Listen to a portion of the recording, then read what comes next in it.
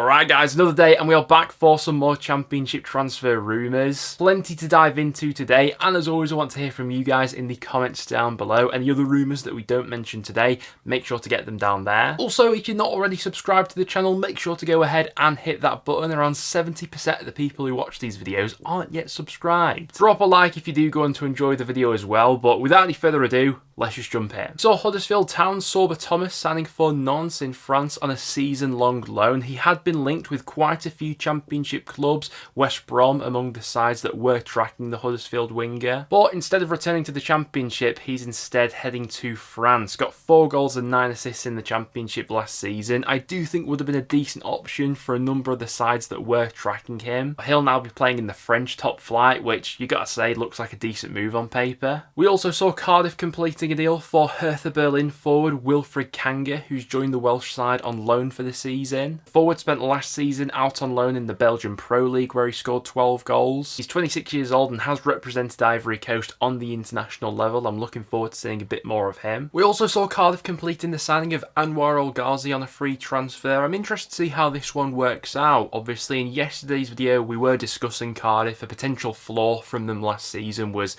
perhaps that lack of creativity at times. But that squad's slowly starting to come together now, especially with the additions of Willock and El Ghazi, who will hopefully provide that extra bit of creativity, albeit he's not played that much football over these last couple of years. We saw Stoke City completing a deal for Blackburn Rovers forward Sam Gallagher in a deal worth around £1.5 million. I'd be interested to get some Stoke and Blackburn fans' perspectives on this deal. I do think if utilised in the correct manner, Gallagher can be a really useful player at Championship level. He's definitely not a prolific goal scorer though, as I think we've all seen over this last sort of 5 or so year stint he's had with Blackburn. But he is fairly versatile, can play across the forward line, brings others into play quite well, presses from the front, and will come up with a few moments of magic over the course of a season. Whether or not he's worth 1.5 million though, I suppose we'll have to wait and see. Speaking of Blackburn, they've been really busy over the last few days. Maktar Gueye being one of the first deals they've completed of this window. 6'5" forward coming in, looking like a direct replacement for Sam Gallagher. Aerially, he looks like he could cause some damage in the Championship this season for sure, if the service is right. Coming with a decent scoring record in the Belgian Pro League where he scored 31 goals across 93 appearances. That addition definitely gives Blackburn a boost in the forward end of the pitch. Yuki Owasi, another addition that Blackburn have made of late, with the Japanese forward coming over from the J-League with a decent reputation. Exuma Fumbi, another addition that Blackburn have made in the forward department as well. The 19-year-old forward has joined on a 3-year contract with the option of an extra year. He's got a really good scoring reputation at youth level, but is yet to be tested really in the senior level, so tough to judge where his level's currently at. And on the other end of the spectrum, they've also signed up experienced defender Kyle McFadzean. He obviously spent the second half of last season at Blackburn. I do think that one ticks a box with the experienced defender, adding that little bit more know-how to that back line. Aston Villa fullback Ben Crescene has been snapped up by Norwich City. I think that could be a really nice pickup from the Canaries there. The young defender obviously spent the second half of last season out on loan with Blackburn Rovers, where he looked fairly good. He was sort of in and out of that starting 11 at Blackburn, wasn't he? But well liked by that fan base. I think that's a nice pickup there from Norwich in a position that they needed to strengthen. Devante Cole has joined West Brom on a free transfer. This one certainly got a lot of people talking. Now, we did do fairly well with Barnsley last season, scored 18 goals in League One, albeit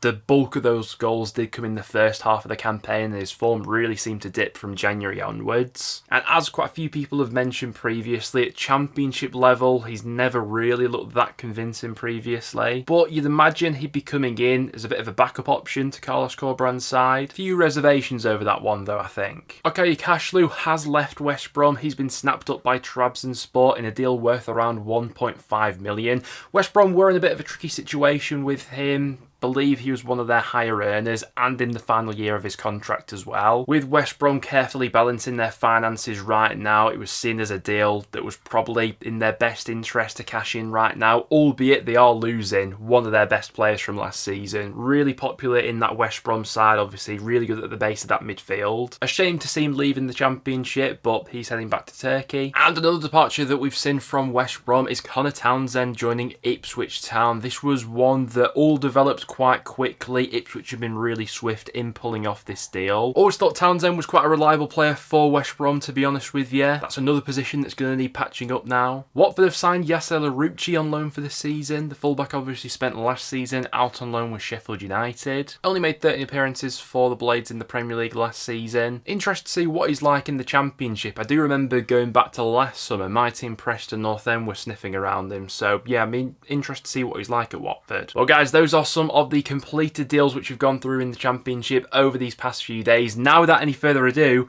let's jump into the rumours. There's really only one place to start, and that's with Crescencio Summerville, who is on his way to West Ham United, as confirmed by Fabrizio Romano. This one's had the here we go. In the end, Leeds United will receive a base fee of around about 25 million, plus some add-ons to come as well. Now, I think every Leeds United fan probably knew that this moment was going to come. To have kept hold of Summerville after the season he just had, while still being a Championship club, I think was always going to be next to impossible. I do think that it was originally hoped, though, that Leeds would receive a bit more money than what they're originally receiving. Was thought earlier in the window that Leeds had sort of set a base price tag of 30 to 35 million. They've just got under that in the end. While losing Summerville is a massive blow to Leeds United, there's no disguising that, I still think the makeup of that squad is still good enough to be competing for the top two, as long as the right additions are made between now and the end of the window. And obviously with this sale, the Archie Gray sale as well, you'd imagine there's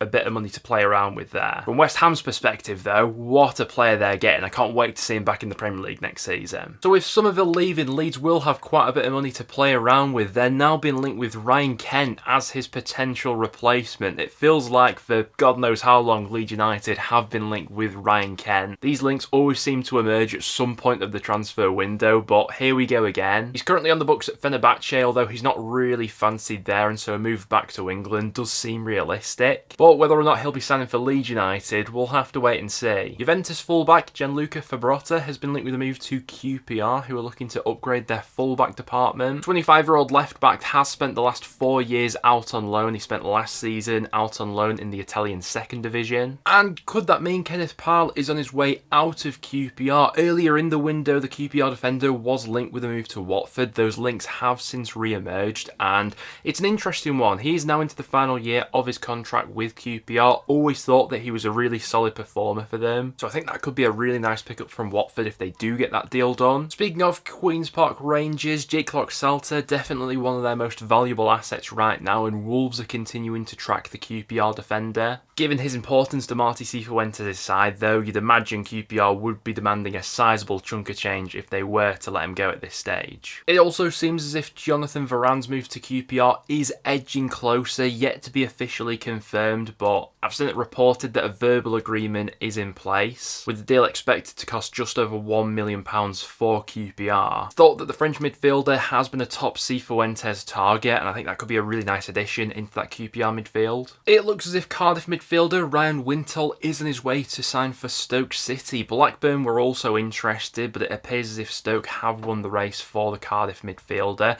It's an interesting one. He featured quite a bit for Cardiff last season, but in pre-season was sort of informed by Beloit that he wasn't part of his plans going forward. I think he's a solid Championship midfielder for the level. He works hard, albeit I think Stoke have got quite a well-stocked midfield now. I'd imagine there'd be a few departures in that position with Wintle coming in, obviously. Lewis Baker and Josh Laurent have been linked with moves away. Wouldn't be totally surprised if Daniel Johnson was to leave either, but it does seem like Wintle's on his way to Stoke. And it's all kicked off with Brandon Thomas Asante. We thought that the West Brom forward would be leaving this summer. It all seems set up for him to join Hull City, but Coventry have swooped in the final hour, and he now seems to be heading for the Sky Blues. Thought that a total package has been agreed of around about 2.5 million. Asante's a really interesting player. I think he does offer a different dynamic going forward, albeit not the most prolific of strikers. But I think Mark Robbins has got a really good track record with getting the most out of these sorts of players. I think if you compare where Hull are right now compared to Coventry, you could understand why Thomas Asante maybe prefers that move to Cov right now. Hull, I'm sure, will be moving on to new targets in the near future. Talks are thought to be ongoing between Sammy Smodics and Ipswich Town, as the Blackburn forward seems more than likely that he's going to be leaving Ewood Park this summer. Obviously, the Championship Golden Boot winner was always going to be in very high demand, and it looks more than likely that Ipswich probably will win the race for him this summer. It was originally thought that Blackburn had put a bit of a deadline on Smodics leaving the club that was supposed to be the end of July. Obviously, that's already passed. We're now into August. But I think Ipswich are working hard to try and get this deal over the line, at least before the new Premier League season starts. And going off all the latest reports, I wouldn't be surprised if we get a bit more movement on this one in the next 7 days or so. Potential option that Blackburn are assessing right now is Andy Vyman, who is available as a free transfer. Former Bristol City and West Brom forward is training with Blackburn right now, so John Eustace will get the chance to see him up close and personal. 32 years old, by no means at the peak of his powers right now, but still would be a solid pickup, I think, for Blackburn, especially on a free. Another incoming arrival to Blackburn looks to be Danny Bart, with the experienced defender on his way to Ewood Park. Was sort of a bit part player at Norwich last season, wasn't he? I'd imagine he'd be coming into Rovers in a similar sort of capacity. There's Wolves defender Kiana Hover, who looks set to join Sheffield United on a season-long loan. He's obviously spent the last couple of campaigns out on loan with Stoke City in the Championship. Offers a really decent goal threat. He scored 8 goals across these last 2 Championship seasons from defence. Obviously, with the Blaze looking to patch up that position with Jaden Bogle leaving, I think that ticks a box for them. Speaking of Sheffield United, they're also sniffing around Leicester City defender Harry Souttar. He's also a target for former club Stoke City as well, who are keen to take him back on loan. He barely got the chance to feature for Leicester in their promotion-winning season from the Championship last time around, and on the back of that campaign, it is thought that he will be made available for a loan move this season. I think he'd be a really good option for a number of Championship clubs. He's obviously got an absolutely huge frame, one of the best defenders in the Championship previously from his time at Stoke City. I think he'd be a really good pickup for Sheffield United for sure. There's plenty of speculation currently surrounding Bristol City forward Tommy Conway, who looks more than likely to be leaving Ashton Gate this summer, but where he's going to end up is anyone's guess right now. A few days ago, it looked like Middlesbrough were leading the race for the 21-year-old forward, with Michael Carrick's side interested in snapping up Conway, but Burnley have since entered the race to sign him, and there seems to be an interesting proposal on the table. The idea of a potential swap deal from Burnley has been floated, with Conway heading to Burnley and then the likes of Scott Twine and Luke McNally heading in the opposite direction. Twine, obviously, who's previously had a loan spell at Ashton Gate. That would certainly be an interesting move for all parties involved. We spoke about Soriki Dembele on a previous video, but the Birmingham winger continues to attract interest from the Championship, both from Blackburn Rovers and Swansea City, who have since been linked with him more recently. Really up and down campaign for Dembele last time around, but I do think he is a tidy player at Championship level. Obviously a very good player in tight spaces with that low centre of gravity. If you get him confident enough, I think he can be a top player at this level, but it will take around 1.5 million to get him out of Birmingham. It's thought that Southampton are readying an offer for Norwich City's Abu Kamara, who obviously spent last season out on loan with Portsmouth, where he did really well. In that promotion-winning season for Pompey, he got 8 goals and 10 assists. He's only 21 years old as well, so obviously is a player with a very high ceiling. The only real snag in this one from Norwich's point of view